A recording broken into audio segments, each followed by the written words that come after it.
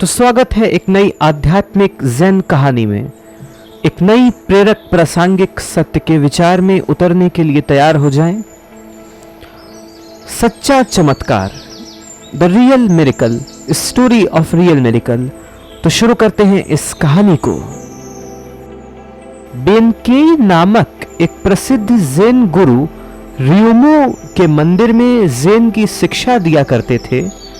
शिंशो मत को मानने वाला एक पंडित बेनकेई के अनुयायियों की बड़ी संख्या होने के कारण उनके ज्यादा प्रसिद्ध होने की वजह से उनसे बहुत ईर्ष्या से भर गया था, उनसे बहुत ज्यादा जलता था। वो शिंशो मत एक संगठन था, एक संप्रदाय था, उसको मानने वाला वह पंडित था जो कि बेनकेई के प्रसिद्ध बेनकेई के कामयाबी को देख के, उसकी शांति को देख के, उसके प्रभाव को देख के जो कि उसके शिष्यों में दिखती थी, बड़ी ईर्ष्या से वह भर जाता था उस भीड़ को देखकर और शास्त्रार्थ करके उन्हें नीचा दिखाना चाहता था।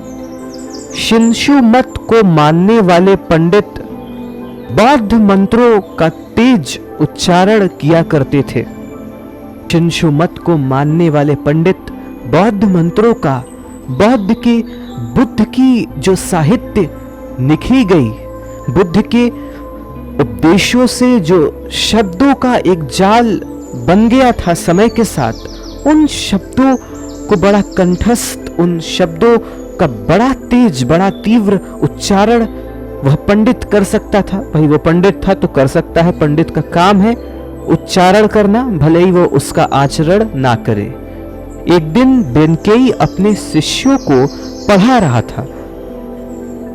अचानक शिंशो पंडित वहां आ गया।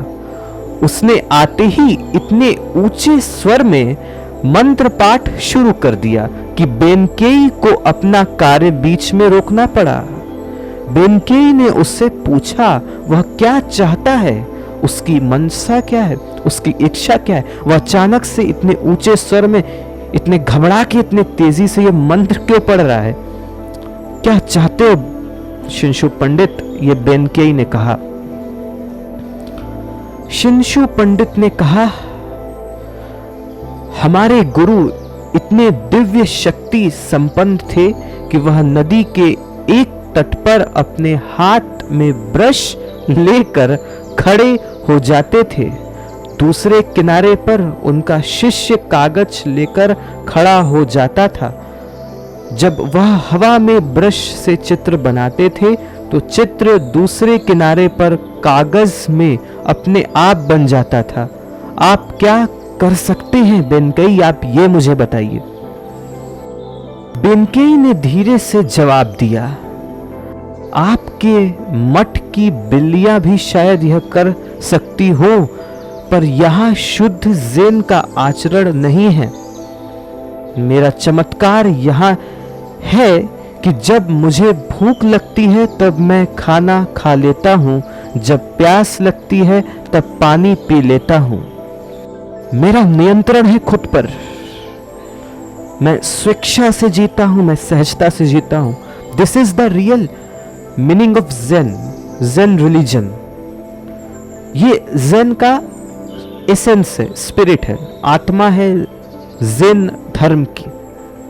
बेनकेई ने उसे समझाया कि ये बिल्लियां भी शायद कर लेती होंगी, तुम्हारे मठ की बिल्लियां भी शायद यह कर सकती हैं, पर यह शुद्ध ज़ेन का आचरण तो हुआ ही नहीं, यह तो भौतिकवाद है।